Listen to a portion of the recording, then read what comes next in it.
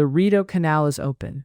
Star Wars night is coming to the CTC, and Ottawa is locking in for a deep freeze. While in Davos, Prime Minister Mark Carney says Canada shouldn't just play along with great power rivalry. We should help write the rules.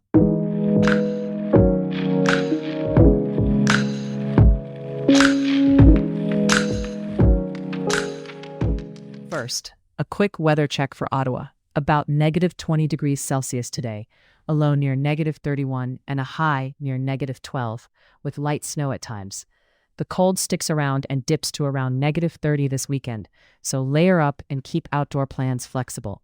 If you're braving it, the Rideau Canal Skateway is fully open from Rideau to Dow's Lake and over to the Carleton University Library.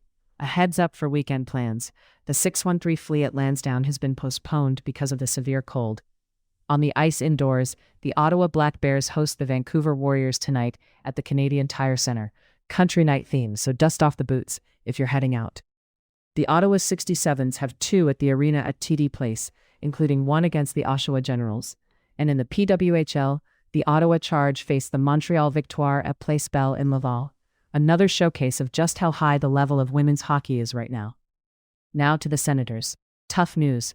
Veteran David Perron needs surgery for a sports hernia and is out 5 to 7 weeks, according to head coach Travis Green.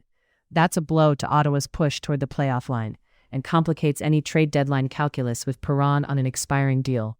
The club has called up Stephen Halliday from Belleville to fill a fourth-line role. He's hot, with 7 points in his last 5 AHL games, mostly as a setup guy.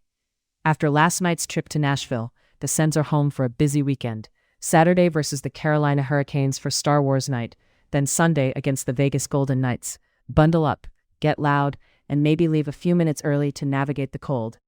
National Hockey Check-in. The Tampa Bay Lightning are rolling. A 4-1 win over the San Jose Sharks pushed their point streak to 14 games. Brandon Hagel scored twice and moved to a team-leading 25 goals, leapfrogging Nikita Kucherov. Andrei Vasilevsky stopped 22. For San Jose, Tyler Toffoli had the goal, while rookie standout Macklin Celebrini, tied for third in league scoring, was held off the sheet.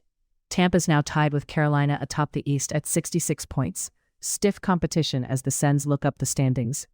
To the border, where the Canada Border Services Agency just updated its trade compliance verification priorities for January 2026. Translation: CBSA is sharpening its focus on whether goods are classified and valued correctly and whether importers are following the rules. The list highlights certain goods and industries for enhanced spot checks. If you run an Ottawa area business that imports anything, from retail inventory to industrial parts, this is the time to double-check your declarations. Getting ahead of a verification can save you penalties, delays, and a lot of paperwork. CBSA says the goal is balancing smooth trade with security and fairness. But the practical takeaway is simple. Review the expanded list and tighten your compliance. Speaking of cross-border, New Statistics Canada data shows Canadians dramatically dialed back land trips to the U.S. in 2025. CBSA processed 16.9 million Canadian vehicles crossing south, down from nearly 25 million the year before. That's a 30.9% drop, roughly 7.6 million fewer vehicles. American visits to Canada were also down, by about 6.3%. The Windsor-Detroit corridor didn't see as steep a decline as the national average, but overall, this is one of the more pronounced slowdowns in recent years. For Ottawa residents who routinely pop over via Cornwall or the Prescott-Ogdensburg Bridge, you've likely felt it. Quieter crossings, shifting spending, and a knock-on effect for border town retail and hospitality on both sides. On the municipal money front, watch what's brewing in Regina. City councillors there want to work with the Saskatchewan Urban Municipalities Association to push the province for new revenue tools, so cities aren't leaning so heavily on property taxes to fund services. Their motion asks the province to explore alternatives, like taking back the education property tax burden, or reinstating a grant to cover admin costs, bringing back municipal surcharges on electricity and natural gas from Crown corporations, and exempting municipalities from provincial sales tax on construction projects. Different province, sure, but the themes echo coast to coast. Growing service demands, aging infrastructure, limited room to maneuver, and residents who feel tapped out. Expect more cities, Ottawa included, to keep pressing for flexibility. On the West Coast, Vancouver City Council is urging Ottawa to confront the glare of modern LED headlights. Experts say the newer, brighter beams can be more blinding than older models, and Vancouver wants federal standards tightened. If you've driven a dark rural stretch around the valley and had to avert your eyes, you know the issue. This is a national file at the end of the day. Federal vehicle standards, and a reminder that tech upgrades don't always equal universal improvements without the right guardrails. Global stage now. At the World Economic Forum, Prime Minister Mark Carney made a pitch for how countries like Canada should lead. He talked about defending Canadian values, human rights, sustainable development, and state sovereignty, and argued that middle powers can help build a new order instead of just absorbing the narratives of the biggest players. He called for honesty and courage in foreign policy, drawing on Václav Havel's warning about how systems perpetuate themselves through compliance. His point being that we shouldn't accept great power rivalry as destiny. For Ottawa listeners tracking AI and climate policy, this matters. So much of the rulemaking for carbon markets, clean tech supply chains, and safe AI development is being set in multilateral forums right now. A Canada that leans in, rather than nods along, can shape standards that align with our values and our economy. Quick roundup before we go.